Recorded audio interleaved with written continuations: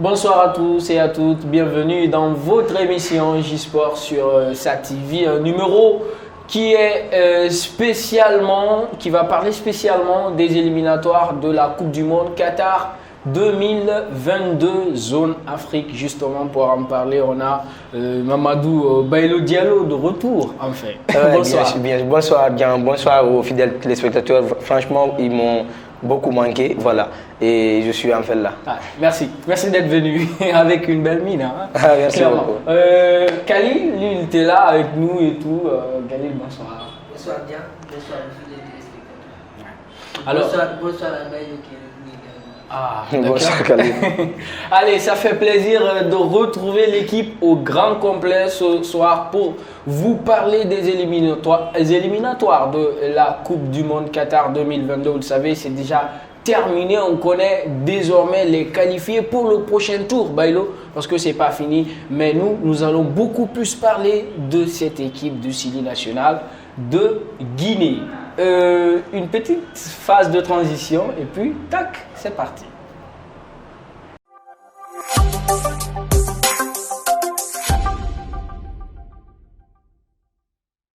Voilà donc, chers téléspectateurs, on est là sur ce plateau de J-Sport, de SATV, pour parler de ces éliminatoires. Justement, on a fini avec ces 6 journées. Bailo, le Sili national qui vit une page noire, une nouvelle page noire, parce qu'il n'y a eu que des fiascos ces dernières années. Alors le Sili confirme ses contre-performances, notamment dans ces éliminatoires de la Coupe du Monde, en terminant 3e de ce groupe avec des équipes plus ou moins alléchantes.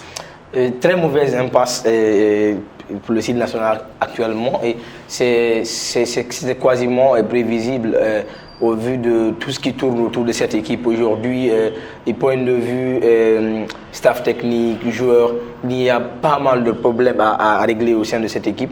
Nous avons vu hier plus ou moins de l'engagement de la part de certains joueurs, mais il y a beaucoup de manque, un problème non seulement physique, problème d'engagement. Il y a d'énormes problèmes que auxquels le Sili devra faire face avant cette CAN, sinon nous sommes vraiment très mal barrés avant cette CAN. Et une défense surtout totalement aux abois, et un gardien qui nous sort un jeu et qui nous montre vraiment l'inexpérience. Voilà, c'est limite. Sinon Moussa, moi je pense que c'est un bon gardien, mais il a besoin d'un certain recadrage. Voilà, parce que moi, sur ce but qu'il avait ramassé hier sur ce penalty là, à mon avis, il devait rester dans les goals. D'ailleurs, les deux buts, c'est-à-dire le premier but et le troisième but. Ouais. Le troisième but, l'attaquant a directement enchaîné, parce qu'il a tout simplement vu que le gardien était sorti. Ouais. Si Moussa était dans les goals, peut-être qu'il aurait pu arrêter le ballon, tenter de faire un pas, et puis ce qui allait permettre à Ousmane Kanté et Ibrahim Story de le stopper, sûrement. Et franchement, c'était un match à mon avis dégoûtant, voilà, et on a vu le Sili courir derrière le ballon, et à chaque fois qu'il reprenait le ballon avec un fort pressing du Maroc, il reprenait le ballon, un milieu de terrain peut-être plus ou moins visible, et une attaque qui a fait aussi des efforts, mais qui n'a pas du tout été réaliste. Et il faut vraiment corriger plein de choses dans cette équipe avant la CAN. Clairement. Alors quand on voit tout ça, Khalil, finalement, on se demande c'est quoi le vrai problème? Là, le problème se voit au niveau de presque tout le monde, c'est-à-dire quand on prend au niveau du staff technique, on ne sait pas réellement qu'est-ce qui ne va pas dedans, pourquoi et comment est-ce qu'ils se sont organisés à l'intérieur avec leur sélection, la sélection des joueurs. On ne sait pas comment est-ce que ça se passe. On a vu des joueurs, même si d'autres disent aujourd'hui qu'il y a des joueurs qui ont été appelés qui n'ont pas de temps de jeu dans leurs équipes, et il y a certains qui trouvent ça mal. Par contre, moi, j'ai vu des joueurs jouer hier, surtout Diawara qui n'a pas eu de temps de jeu dans son club. Hier, il a bien pu s'en sortir dans le match, même s'il était épuisé vers la fin. Ouais, forcément. Là, oui. Parce que, en plus, je vais revenir sur ce que Bailo a dit au niveau du gardien de but. Moussa Camara, il avait une chance, il devait saisir hier. Hier, il n'a pas su saisir cette chance, surtout au niveau du troisième but. Oui. Au lieu de jouer le ballon, lui, il joue directement le joueur. Et c'est quelque chose qu'un adversaire ou un gardien de but ne doit pas faire. Il faut savoir se placer. Si tu te places, et là, ce qui viendra, viendra. Et surtout, son péché mignon, surtout, c'est qu'il sort beaucoup. Il sort beaucoup. C'est vrai qu'aujourd'hui, c'est ce qui est aujourd'hui moderne, c'est gardien de but qui se mue en défenseur parfois. Mais il ne faut pas sortir à tout moment. Il faut savoir où sortir et où il ne faut pas sortir. Là, justement, quand je pose la question, c'est que je n'arrive pas à trouver la bonne réponse. Je ne sais pas si vous voulez un peu contourner la question, Khalil, justement. Mais on ne parle pas que du match d'hier, parce que le Chili, c'est pas aujourd'hui que ça a commencé de décevoir. Forcément, on ne peut pas admettre qu'une équipe de la taille du Chili national termine 3e dans ce groupe où il y a quand même la Guinée-Bissau, c'est vrai, avec tout le respect que j'ai pour ces pays-là. Le Soudan, et surtout avec 4 points, aucune victoire, c'est de la cata, ça, totalement. Évidemment, c'est inconcevable de voir cette équipe, avec tout le respect que nous devons à l'équipe bissau-guinéenne du moins. La Guinée devait au moins sauver l'honneur, peut-être avec une seule victoire. Et après, si on revient sur ces débâcles ont déjà commencé pour le Sud depuis la CAN 2019. Et moi, je pense qu'on a quitté cette CAN-là. Il y a eu assez de bruit, mais moins de travail en fait pour remédier en fait aux maux dont souffrait ce Chili national-là. On s'est beaucoup plus focalisé sur tel entraîneur était en train de demander des pots de vin à tel joueur. Ouais. On ne s'est pas attelé vraiment sur le vrai problème. Ouais. On a continué à appeler quasiment les mêmes joueurs, voilà, sans pour autant faire un diagnostic total pour savoir réellement ce qui ne va pas dans cette équipe. Parce qu'aujourd'hui, c'est une équipe où on retrouve des problèmes dans tous les compartiments. Quand nous prenons aujourd'hui le staff technique, ils sont souvent critiqués parce qu'on sent souvent dans les choix du coach que le staff technique n'est pas assez engagé ou ne s'oppose pas parfois à certains choix. C'est vrai que Kaba Diawara a fait beaucoup d'années avec le Chili, a commencé par le team manager jusqu'à être entraîneur adjoint. Ouais. Mais on avait l'impression qu'ils n'ont pas leur part dans cette sélection de Didier Six. Et aujourd'hui, on leur laisse la main, mais quasiment c'est la même chose qui continue, même si aujourd'hui, point de vue qualité de jeu, on remarque tout de même. Un peu l'identité de jeu. Et moi je pense qu'il faut surtout miser sur la jeunesse. Il faut oser donner la force à cette jeunesse-là qui est en train de prendre vraiment de l'ampleur dans cette équipe. C'est extrêmement important. On a vu Saïdou Sow qui joue maintenant décomplexé, Mamadou Kane la même chose, Morla ici la même chose, Agibou la même chose. Alors pourquoi ne pas expérimenter dans les autres compartiments où ça ne marche plus? Là où on met par exemple les Maïbra et autres, pourquoi ne pas les remplacer aujourd'hui par des jeunes qui sont un peu plus frais non seulement, mais qui ont aujourd'hui beaucoup plus d'engagement patriotique. Alors, en plus, à ce niveau, il y a aussi un problème d'orgueil. Au niveau des joueurs, surtout ceux qui évoluent à l'étranger, ils se prennent pour les stars de l'équipe. Les irremplaçables. Okay. Au niveau de cette équipe du Chili, aujourd'hui, ils ne font pas ce que le peuple attend d'eux parce que on dit le plus souvent qu'un supporter, tout ce qu'il veut lui, c'est la victoire. Ouais. À chaque fois, s'il n'y a pas de victoire, là, c'est un problème. Ou du moins, nous donner un bon contenu, c'est la moindre des choses. Moi, je trouve que le mal dans tout ça, c'est qu'on n'est vraiment pas encore prêt parce qu'une équipe où la personne qui est censée être en fait la star de l'équipe, qui est censée amener l'équipe loin, cette personne même ne joue pas du tout et est tout le temps blessée. Si nous prenons aujourd'hui toutes les nations africaines aujourd'hui qui rayonnent, c'est un peu grâce en fait à leur leader, voilà, qui est non seulement le leader technique sur le terrain, mais également mais aujourd'hui Naby Keita il cesse d'être le leader technique de cette équipe, mais également le leader, c'est pas comment je vais appeler ça, voilà, dans le jeu et hors du jeu, ça manque. On manque aujourd'hui d'un leader comme Ibrahim Traoré, ça on le déplore. C'est vrai qu'on ne peut pas l'appeler aujourd'hui parce que tout simplement il il ne joue pas. La sélection, c'est ce qui joue, et c'est les joueurs du moment. Ouais. Sinon, on manque encore de leaders comme Ibrahim Traoré le faisait. Ouais. Il nous faut cela dans cette équipe-là. Justement, il faut qu'il prenne ses responsabilités. On sait que, par exemple, en Algérie, c'est les Mahrez qui un petit peu dictent le tempo du jeu des Algériens. Et un peu, c'est vrai, il y a un collectif aussi qui au Sénégal, avec Sadio Mané, avec Salah, avec l'Égypte. C'est tout pareil dans les autres nations, mais en Guinée, en fait, les autres joueurs s'identifient à ce dernier. Mais si ce dernier même il montre le mauvais exemple, et la personne sur laquelle vous voulez vraiment reposer votre jeu est tout le temps blessé, ça devient compliqué. Moi, je pense qu'il faut vraiment sacrifier ces gens-là. Parce qu'aujourd'hui, quand nous prenons le milieu de terrain du style national aujourd'hui, c'est beaucoup plus fluide quand on voit, quand c'est Agibou et Morla et Mamadou Kane, que quand c'est Amadou Diawara et Naby Keita Madi. Ça prend pas. Ça fait combien on expérimente ce milieu-là, ça marche pas. Il faut faire confiance à ces jeunes-là. Alors, est-ce qu'on peut parler de surestimation à ce niveau, parce qu'on surestime ces joueurs-là? Bien sûr que oui. Aujourd'hui, même ces joueurs-là, ils pensent aujourd'hui qu'ils sont irremplaçables. Moi, je pense plutôt que Diawara, au moment où il était un peu titulaire dans son club, il jouait avec du mal à produire du bon jeu ici, parce que tout simplement, il pensait être titulaire là-bas et puis irremplaçable ici.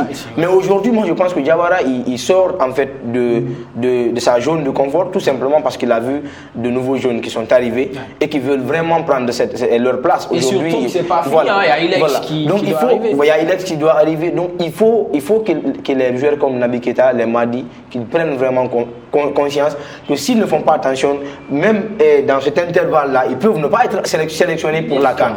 Voilà, il faut vraiment qu'ils se sentent menacés. Pour résumer globalement, d'où vient le mal finalement, Khalid? Est-ce que c'est au niveau des joueurs? Est-ce que c'est au niveau de la fédération? Ou alors est-ce que c'est au niveau du staff technique? Là, c'est parce que nous relatons ce que nous entendons, parce que c'est un peu ça.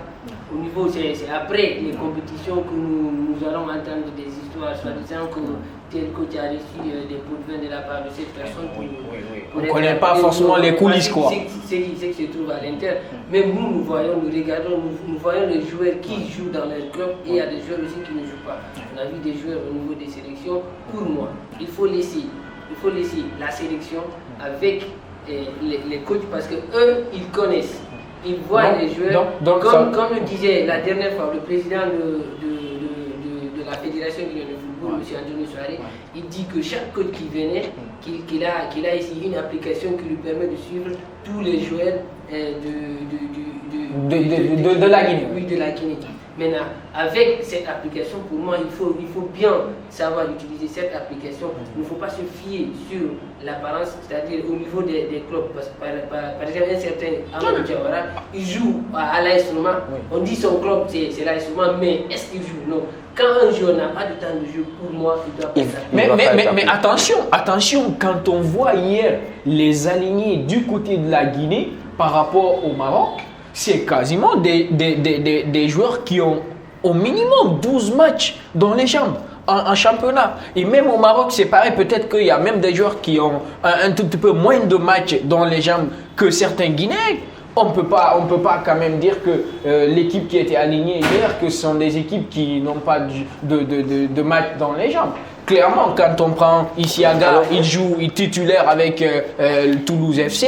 Quand on prend Ousmane Kanté, quand on prend Ibrahim Assouri, tous ces joueurs, sauf peut-être Morla qui joue. Puisque nous parlons également du mal du Sidi. En fait, moi je pense qu'on a globalement c'est pas deux mots, je vais dire ainsi. Voilà, si nous prenons ce mal en fait qui ronge aujourd'hui les Sili, et ce mal en fait qui nous pousse à demander est-ce que c'est le staff technique, est-ce que c'est les joueurs, il y a ce mal là. Est-ce que c'est la fédération? Il y a ce mal là, et il y a un autre mal en fait beaucoup plus général. Alors si je me réfère sur ce mal, et en fait côté est-ce que c'est les joueurs, est-ce que c'est le staff technique, à ce niveau la responsabilité elle est partagée.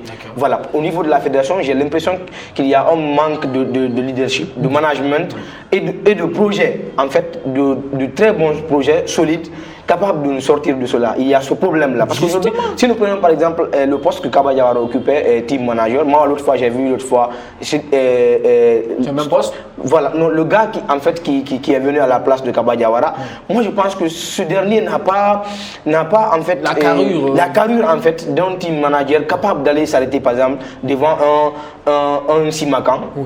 Voilà, le convaincre pour qu'il puisse venir. J'ai même oublié son nom. Il est quasiment méconnu du public guinéen. Ce genre de poste est très stratégique. Il faut prendre une légende, par exemple. Je sais pas, je ne suis pas en train de faire la promotion d'un Titi Camara, par exemple. De petits souris. Par exemple. Des gens qui peuvent aller s'arrêter devant ces joueurs-là et que ces joueurs-là sont impressionnés. Waouh, c'est Petit Souris quand même qui s'est déplacé de la Guinée jusqu'à. Il faut des trucs comme ça. Voilà. Et maintenant, si nous prenons le mal globalement, je pense que c'est comme ce que Chéri Souleymane l'a dit. En Guinée, aujourd'hui, on est en train de travailler notre football en renversant la pyramide. C'est comme si en fait on construisait une maison en commençant par les tôles. Le football aujourd'hui est devenu académique. Il faut qu'on accepte, en attendant qu'on se débrouille avec ces joueurs-là, ces joueurs que nous avons pour le moment. Justement. On est obligé de trouver des projets pour faire avec eux. Mais en attendant, il faut construire le football à la base. Il faut vraiment qu'on essaie de faire ça maintenant. Parce que le football, c'est devenu académique. La majeure partie de nos joueurs, ils ont du mal même à faire une interview correcte. Comment est-ce qu'un joueur qui ne sait pas bien s'exprimer, qui n'a pas une formation académique, peut rêver en fait aller loin. Même pas, par exemple, même dans un match, tu peux être démoralisé lorsque tu encaisses un but. Moi, je vois par exemple le match Guinée-Sili à la veille du match. On a interviewé Maïbra qui parlait, mais tu sens déjà que c'est la défaite assurée. Il était là en train de magnifier le Chili, voilà, en disant que voilà, c'est quand même le Chili, donc on va essayer de. Vous arrivez sur le terrain, déjà vous mettez en tête que les autres sont plus que vous. C'est tout simplement parce que vous n'avez pas, en fait, vous n'êtes pas très ambitieux, en fait. Vous n'êtes pas très ambitieux. Il faut que vous ayez une formation académique. Aujourd'hui, si vous voyez Sadio Mané, et ça là, c'est vrai que Sadio Mané il a grandi dans son village, comparativement à Naby Keita qui a grandi dans la capitale. Mais dès que tu les vois, tu vois nettement la différence entre eux. Parce que tout simplement, l'autre a une formation académique que l'autre n'en a pas. Naby Keita aujourd'hui parle le français, mais il n'a pas cette formation académique qui te permet de rêver, d'avoir la confiance en soi, de dire qu'il faut que j'atteigne cet objectif-là, coûte que coûte. Ils n'ont pas en fait cette ambition-là, ils se contentent du minimum. Et pour ce faire, il faut qu'on envoie nos enfants au centre de formation où ils vont apprendre avec l'école. C'est ce qui va nous permettre. Aujourd'hui, si vous voyez aujourd'hui le Sénégal est arrivé là, c'est l'une des meilleures équipes de l'Afrique. Ce n'est pas fortuit, c'est parce qu'ils ont travaillé sur ça depuis les années 2000, 2004, le Mali ainsi de suite. Et tout ce que le Mali et le Sénégal ont fait, c'est justement ce que nous entamons pour le moment. Donc, ce n'est pas normal qu'on puisse être au même niveau que pour le moment. Donc, il faudra attendre au moins 7 ans, 10 ans pour atteindre le niveau que le Sénégal a aujourd'hui. Et pour cela, il faut s'activer côté académique. Justement, parce que tout ça sont des solutions à long terme. Mais là, le temps ne va pas attendre. C'est à l'immédiat. Il faut décider, il faut prendre les solutions illico presto, justement. Avec cette CAN qui arrive, dans quelques semaines, justement. Alors, pour vous, Khalil, quelles sont les solutions à prendre? À ce niveau, il faut faire confiance. Pour moi, il faut faire confiance surtout à ces joueurs locaux. Il y a beaucoup d'entraîneurs. Des joueurs locaux Des joueurs locaux, attention, des joueurs locaux qui ne jouent pas. Presque, on est à 3 journées du championnat guinéen qui n'ont pas dû dans les jambes. C'est vrai, mais moi je pense qu'il faut faire un mélange. Moi je pense d'ailleurs avec ce niveau de notre équipe maintenant là, cette CAN là, elle est quasiment à sacrifier. Voilà, pour savoir qu'est-ce qu'il faut. C'est pourquoi moi j'aurais dit, est-ce que les Guinéens ont aimé d'entendre ça? Non, clairement, ça aurait été moi, il faut laisser Kaba Diawara continuer. C'est-à-dire il y a deux solutions. C'est soit laisser Kaba Diawara continuer pour cette CAN-là. C'est pas si on va appeler sacrifice, parce que Kaba Diawara aussi peut aller et partir loin. On ne sait pas. Voilà, avec ce qu'il nous a montré là, ce petit visage qu'il nous a montré. Peut-être qu'avec quelques réglages, il peut aller loin. Ou, deuxièmement, essayer de trouver en fait ses anciens coéquipiers et des joueurs en fait qui ont cette carrure-là, déjà qui ont aussi des diplômes d'entraîneur. Moi, je pense que ça serait pas mal d'associer dans le staff technique un Kaba Diawara, un Pablo Cham par exemple, qui a longtemps coaché du côté de Wolfsburg, et un Djamboubou. C'est-à-dire prendre des anciens joueurs qui ont non seulement marqué le Sili, mais qui ont aujourd'hui des diplômes d'entraîneur. Ils les associent ensemble, ils apprennent ensemble, puis partent à la CAN. Voilà. Et si ils sont bien, et quand ils reviennent, on essaie de revoir les choses. Moi, je pense qu'il faut appeler ça peut-être comme ça, sacrifier cette CAN-là en maintenant Kaba Diawara, voir ce qu'il va donner en attendant de trouver une solution. Mais on ne peut pas trouver une solution qui puisse vraiment changer les choses à l'immédiat. La CAN, c'est demain quasiment. Pour vous, 2 mots, par exemple? Ouais, là, Ou bien vous êtes d'accord avec Bailo? En fait, je suis d'accord avec lui. Il faut donner cette chance à Kaba Diawara parce qu'il n'a coaché que deux matchs. On ne peut pas le juger à partir de... Il y a eu un peu un léger mieux. Il y a eu un léger mieux, oui, bien sûr. Il faut lui donner la chance pour voir ce qu'il peut donner, ce qu'il peut faire. Il y a un diplôme d'entraîneur. Aujourd'hui, c'est ce qui se passe au Sénégal. C'est un ancien joueur qui coach du Sénégal. Le Mali, la même chose. La dernière Coupe du Monde, on a vu ce que le Sénégal a proposé. Ouais. En plus, il a créé des sensations. Au niveau de la CAN 2019, ils sont allés jusqu'en finale. C'est là qu'ils ont perdu face à l'Algérie. Pour moi, c'est comme il a dit. Il faut avoir confiance en nos locaux. Il faut se sacrifier pour cette fois-ci. Et surtout, il faut savoir, parce qu'on est en manque de temps. C'est en janvier, donc voilà, c'est un peu ça. On a quand même du pain sur la planche, hein, comme on aime à le dire. En tout cas, vous l'avez compris, hein, nos spécialistes vous ont parlé un peu de quelques solutions immédiates à prendre et même à long terme pour enfin voir les beaux jours de cette équipe nationale de Guinée. On marque une pause et puis derrière on revient pour continuer avec notamment les résultats, les classements et les qualifiés. Tout de suite.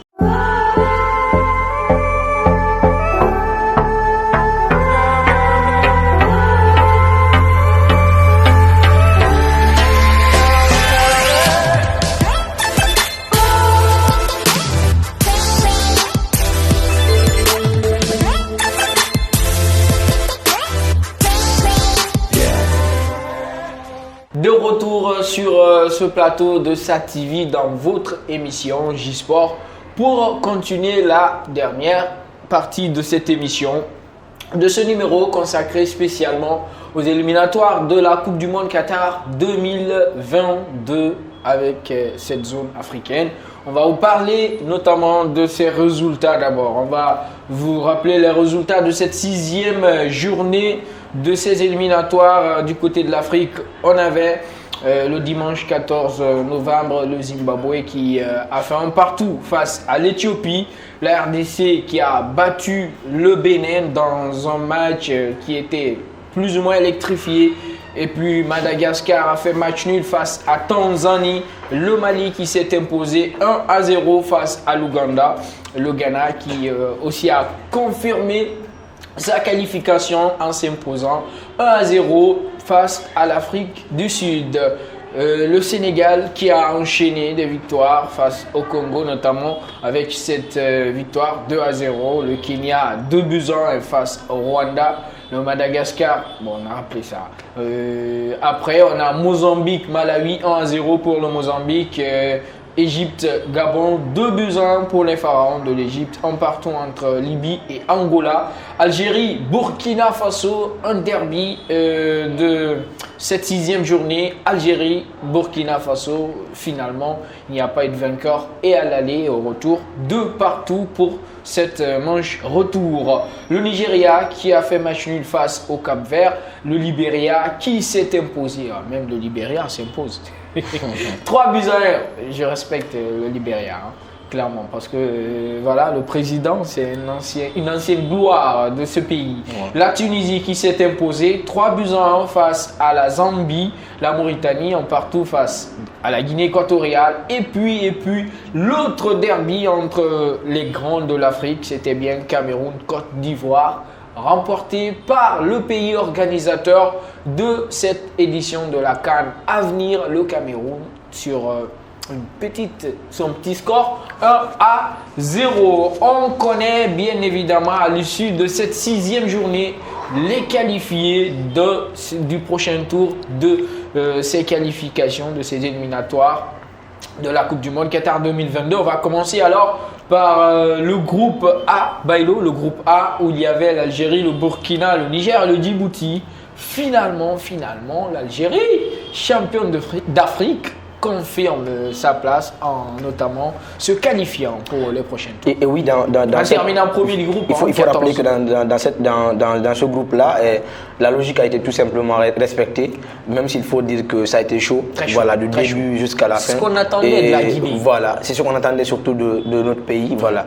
Et on savait qu'on avait peu de chances de se qualifier.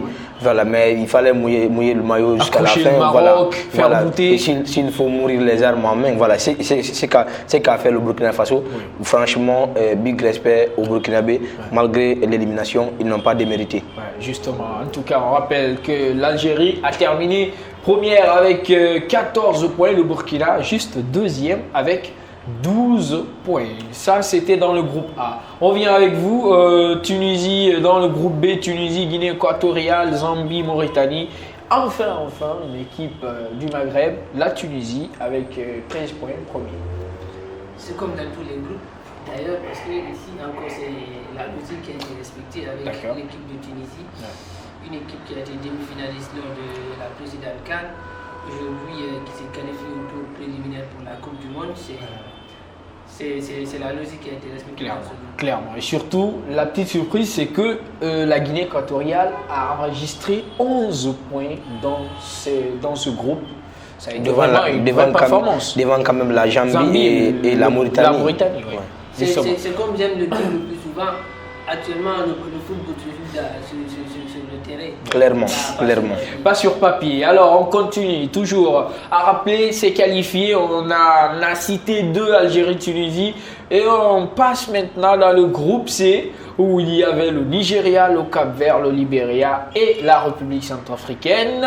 C'est bien les Nigérians qui ont fini premier de ce groupe avec 13 points. 13 points. Derrière, il y avait le Cap-Vert, une logique, encore. Ouais, une logique, sauf que quasiment dans toutes ces poules-là, on sent de l'opposition, voilà. Et dans chacune de ces poules, voilà, l'équipe favorite s'est qualifiée, mais il y a eu une opposition farouche de cette équipe censée réellement relever le défi. Voilà, c'est le cas de Cap-Vert, voilà, qui a aussi combattu jusqu'à la fin. Malheureusement pour le Cap-Vert et heureusement pour le Nigeria, ils ont validé leur ticket. On attend de voir la suite. Ça a été très dur. Hein. On rappelle que d'ailleurs le dernier match, ces deux équipes ont fini en partout. On part dans le groupe C. Khalil, lui, avait le Cameroun, la Côte d'Ivoire, le Mozambique et le Malawi. C'était pas facile pour les deux parce qu'il y avait 2 grandes nations du football africain. Et puis voilà, finalement, c'est le Cameroun qui finit premier avec 15 points. Oui, c'est le Cameroun qui sort vainqueur de cette poule. Et si j'ai bonne mémoire, c'est la Côte d'Ivoire qui avait dominé durant tous les autres matchs. Ouais. Jusqu'à la dernière journée. Et le Cameroun, j'ai vu une équipe déterminée. C'est la maturité, ça. Avec de l'envie. Surtout, même si on disait que voilà, l'équipe de la Côte d'Ivoire, c'est des joueurs talentueux qui évoluent dans de grands clubs. Notamment Allaire qui fait les beaux jours de l'Ajax. Mais le Cameroun n'a pas eu peur. Le Cameroun a joué surtout à domicile. Avec un collectif. Et Karl Toko Kamil, lui aussi qui fait. Très en forme. Très en forme. Qui fait un début de saison avec Lyon. Oui, avec l'Olympique Lyonnais. Et le Cameroun s'est qualifié. Je ne vais pas dire que ici c'est une logique qui a été respectée, mais un seul match perdu. Moi je pense clairement que la logique, c'est pas pour contredire Khalil. La logique, quand je dis la logique a été respectée dans cette poule-là. Je m'explique. Ouais. Voilà, je suis pour la Côte d'Ivoire. Je suis en train de dire, en fait, je voulais d'abord dire, bien avant de contredire Khalil, que dans cette poule-là, la Côte d'Ivoire a joué et le Cameroun s'est qualifié. Oui. Mais si nous prenons dans le vrai sens, la logique a été respectée tout simplement parce que le Cameroun est quand même, quoi qu'on dise, elle est plus grande que la Côte d'Ivoire côté nation de foot. Oui. Ça, il faut le dire clairement. Voilà, donc peut-être que l'expérience a beaucoup plus joué. Sinon, la Côte d'Ivoire, ils ont joué cette poule et le Cameroun s'est tout simplement qualifié parce que le Cameroun, c'est une grande nation de foot qui a de l'expérience. Tant que c'est pas fini, il ne lâche pas. Et surtout, c'est une équipe qui est très très difficile à battre chez lui. C'est une équipe en fait qui sort les crocs pour montrer vraiment que c'est une équipe très nationaliste. J'aime bien le collectif camerounais. Voilà. J'aime bien le collectif. On n'a pas à commenter. On parle que. Allez, Bailo, je suis obligé. Également, juste une dernière chose. Le Cameroun, c'est pas leur meilleure équipe depuis et après les Eto'o. Aujourd'hui, on sent le Cameroun aujourd'hui beaucoup plus fébrile qu'aux anciennes équipes camerounaises. Mais attention, il y a toujours très soudé. Il y a toujours, en fait, c'est comme s'il y avait toujours le même sang en fait qui coulait dans leur veine. Voilà, malgré que ce n'est pas le Cameroun qu'on connaissait avant, mais c'est un Cameroun qui se fait toujours respecter au moment où il le faut. Il est charmé par cette équipe du Cameroun et puis même admiratif de cette équipe des Lions indomptables du Cameroun. On part dans le groupe E où il y a le Mali qui a fini premier avec 16 points. Et l'Ouganda a fini deuxième avec 9 points. Kenya troisième 6 points. Rwanda dernier du groupe avec 1 point. La logique. Ici encore, c'est une logique avec le Mali. Alors là, c'est vous, non? D'accord, allez-y. Non, vas-y. Le Mali aujourd'hui, comme on l'a dit, le Mali c'est une équipe qui est en train de performer aujourd'hui avec ses nouveaux joueurs qui ont du talent, avec ses pépites, oui, bien sûr. Avec ses pépites aujourd'hui, c'est une équipe à craindre surtout, mais comme dans le groupe, c'est une logique qui a été respectée. Et surtout, juste un petit mot, moi je pense que c'est une poule qui était assez abordable pour n'importe quelle équipe. Je ne suis pas en train de sous-estimer le Mali, mais malheureusement... Sauf la Guinée peut-être.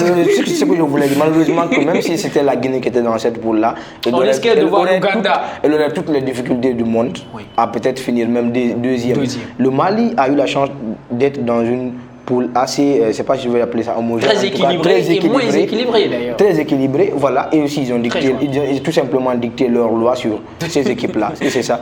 Absolument. Et on part dans le groupe F où il y avait les pharaons de Mohamed Salah, les partenaires de Salah, qui ont confirmé face au Gabon, qui n'est pas forcément une grande nation de foot africain, et puis la Libye, 7 points, Angola, 4e, 5 points.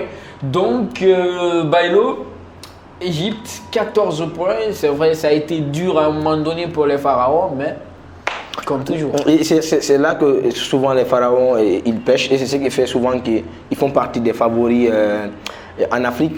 Mais quand on compte ils viennent en second plan. Voilà, quand on compte les 4-5 meilleures équipes africaines, ils viennent souvent derrière. Sinon, le contenu qu'ils produisent, c'est bon, tout ça, mais à un certain moment, ils se font éliminer à des moments inattendus. Parfois, ils font des petits faux pas. Voilà, donc c'est vrai que la logique a été respectée, même s'ils ont souffert un peu. Mais il faut quand même dire que ils étaient dans une poule c'est quasiment un peu comme un peu la Guinée. Il n'y avait pas une forte opposition. Justement, alors comme le Mali, dans le groupe G, le Ghana avec beaucoup de peine est quand même parvenu à se qualifier devant l'Afrique du Sud. L'Afrique du Sud qui n'est pas qualifiée, on le rappelle, au niveau de la CAN à venir, mais qui a titillé jusqu'aux derniers instants cette équipe du Ghana, en terminant malheureusement deuxième, mais c'est que la malchance, l'Afrique du Sud a eu 13 points comme le Ghana, mais avec différence. Je sais pas. La différence, c'est pas c'est le but ou voilà. Il y a quand même un critère qui a départagé, sinon ils ont plus 4. Moi je pense que dans tous ces groupes-là, c'est là que ça a été très serré. Voilà, être premier avec le même point que le deuxième. Ouais. On sent que ça a été très chaud. Et ça montre aussi la contre-performance du Ghana aujourd'hui. Est-ce que ce n'est pas une confrontation? Parce que le Ghana s'est imposé la 6e journée en 0 face à l'Afrique du Sud. Sinon, au niveau de la différence, chacun a plus 4. Oui, même à Pretoria, je crois bien que l'Afrique du Sud l'Afrique du Sud s'était imposée sur le score de 1-0 si je me rappelle bien. Mais aujourd'hui, il y a une contestation à ce niveau. Clairement, voilà. Ils disent que le penalty obtenu par le Ghana. Moi j'ai plutôt l'impression j'ai plutôt l'impression qu'il n'y avait pas penalty. Oui. J'ai plutôt l'impression qu'il n'y avait pas penalty. Mais moi je pense que l'Afrique du Sud est dans ses droits. Ils n'ont qu'à porter plainte, voilà, vérifier s'il faut rejouer le match complètement, parce que c'est voilà, il faut pas qu'on ça va être une mauvaise image pour l'Afrique. Voilà, mais il faut pas forcément qu'un penalty peut-être qui aurait pu ne pas exister fasse que tout leur travail tombe dans l'eau quand même. Justement. En tout cas, de très beaux efforts. Hein. Pour revenir à ce niveau, pour dire que ça donne une mauvaise image à l'Afrique ou autre, non, on l'a vu avec la Serbie face au Portugal. Au match aller, Cristiano Ronaldo avait mis un but, le ballon qui avait franchi la ligne de but et l'arbitre n'a pas refusé de siffler. Ouais, ça arrive tout ça. On va parler du groupe H. Le groupe H, il y avait les Lions de la Teranga, la super puissance africaine du côté en termes de football quand même. Hein. Le Sénégal qui a fini premier avec 16 points, le Togo deuxième 8 points, Namibie troisième 5 points et puis le Congo dernier avec 3 points. Khalil, Sénégal s'affirme et continue à faire plaire. Moi également, moi personnellement, c'était une équipe que je n'aimais pas du tout, l'équipe du Sénégal. Je n'ai jamais supporté l'équipe. Il est jaloux, hein? Par contre, aujourd'hui, ce que je vois avec les joueurs du Sénégal, que ce soit en Afrique ou en Europe, ce qu'ils font, je pense que c'est il y a une grande organisation derrière. L'équipe nationale, ils jouent avec détermination. Là, ils mouillent le maillot. Surtout, ils ont un jeune joueur de Ismaël Assar, qui a fait d'ailleurs Watford doublé. Oui, c'est quelqu'un que j'admire bien, qui en fait me donne envie de supporter le Sénégal. Et quasiment si j'ai une chose à ajouter, moi je pense que le Sénégal, ils ont totalement écrasé ses adversaires. Il n'y a pas eu d'opposition, c'est vrai, même si quelquefois ça a manqué aussi, voilà, parce qu'on avait vu le Sénégal faire un match nul, c'est pas si contre mais c'était déjà qualifié. Mais c'est ça, c'était déjà qualifié, voilà. C'est ça, quand on est plus fort, il faut montrer sa suprématie. Clairement. C'est vrai qu'aujourd'hui, côté système de jeu, voilà, ils sont un peu décriés, tout ça. Mais moi je pense que s'il y a des résultats, si d'ailleurs nous on pouvait avoir peut-être ce système de jeu que le Sénégal utilise pour gagner les matchs, moi je pense qu'on s'en priverait pas. Alors faites appel à l'UCC, pourquoi pas.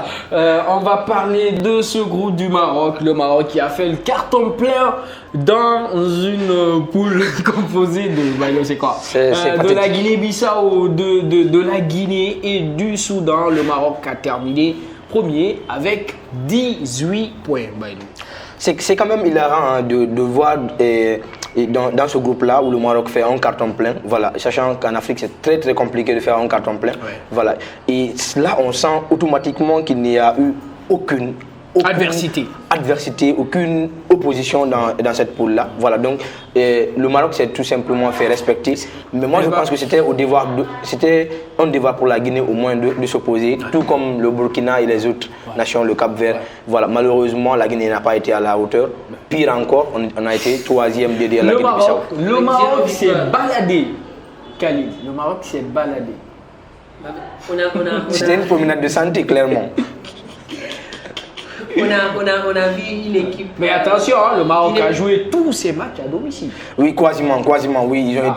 Ils ont été l'équipe la plus favorite quasiment de ces éliminatoires. Ça, il faut le clarifier. C'est un fait. Ce n'est pas une excuse pour le Sili national. Non, dire que c'est parce que le Maroc a joué quasiment tous ses matchs à oui, pour eux, on ne parle pas de la Guinée. Je parle de leurs matchs, quasiment leurs matchs et tous leurs matchs à domicile. Dire que c'est à cause de ça qu'ils sont gratuits. Non, on ne dit pas que c'est à cause de ça, mais ça fait partie. Ça fait partie, clairement. Ça fait partie. Jouer chez soi, ça fait partie, ça donne un coup de pouce quand même, clairement. Mais quand vous dites que ça fait partie, ça fait partie. On n'a pas dit que c'est ce qui leur a fait qualifier, mais ça fait partie. Pourquoi le Sili n'a pas su s'imposer ici au stade général national contre face à la Guinée? Tout simplement parce que le Sili est faible. Sinon, ça fait partie, le fait qu'ils ont joué chez eux, ça fait partie. Vous avez votre réponse. Justement, on continue avec le dernier groupe de ces éliminatoires. On va parler du groupe J où la qualif s'est jouée dans les derniers instants, notamment dans le dernier match entre la République démocratique du Congo face au Bénin. Il a fallu attendre Bailo la 6e journée pour connaître. Et surtout, dans cette poule-là, il faut clarifier deux choses. Voilà. Et la première, c'est la renaissance du football congolais. Voilà, du football congolais. Voilà. Et secondo, c'est surtout ce très bon travail qu'est en train de faire Michel Doucier du côté de Bénin, malgré qu'ils ne se sont pas qualifiés pour la CAN. Voilà. Mais je pense qu'il fait du très bon travail. Ils ont fait rêver quand même leur nation. Voilà. Ils étaient pratiquement à deux doigts. Premier, hein, voilà, avant 2 doigts des barrages. La dernière journée. Premier avant la dernière journée. Voilà. Ils ont fait rêver vraiment leur équipe. Je pense qu'il fait du très bon boulot. Et félicitations surtout à la RDC. Pourquoi pas se racheter après être éliminé pour la Coupe d'Afrique? Il faut se racheter peut-être en offrant à cette nation, cette grande nation, et un ticket pour la Coupe du Monde. Quel mérite hein, cette nation-là. Alors, Kali? Même s'il y a un peu de... Comment je vais appeler ça un petit souci au niveau de la qualification de la RDC, parce qu'il y a des gens qui ont dit que la RDC il risque de se faire éliminer. Voilà. En fait, dans le match, qu'ils ont effectué, c'est pas 4 changements au lieu de 3. Voilà. Il faut effectuer 4 changements en 4 séances.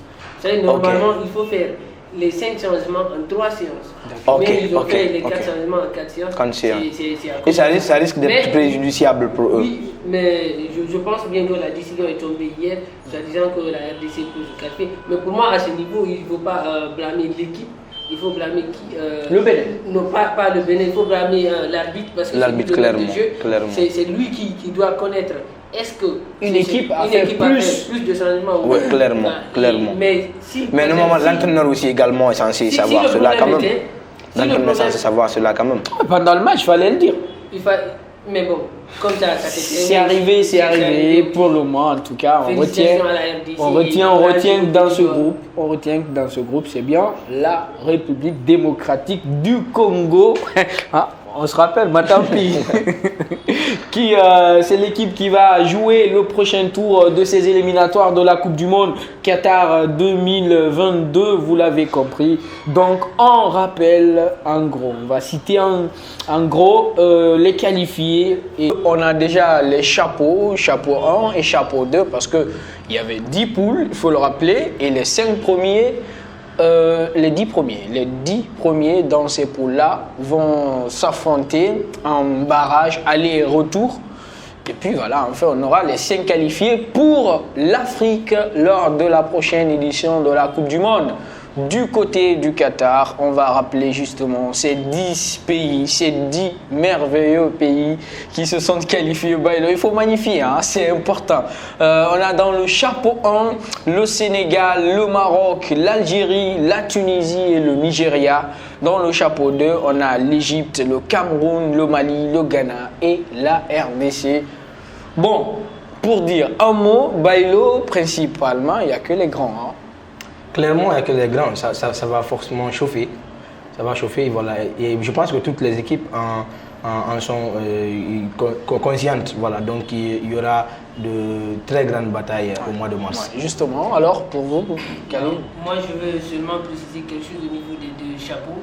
Pour dire, parce que les gens vont se demander pourquoi ces équipes dans le chapeau 1, pourquoi les dans le chapeau 2. Oui. Et le fait qu'ici, c'est au niveau du classement FIFA, c'est-à-dire la performance des équipes au niveau de la FIFA. Oui. Donc c'est à partir de là, on voit... Et en plus, oui, c'est le dans les poules, hein, parce que le Maroc... Mais ici, on tient, comme c'est une compétition, ouais, justement. on tient compte ici du classement FIFA. Oui. C'est pour cela qu'on a placé ces équipes comme ça, on a placé les équipes dans les chapeaux.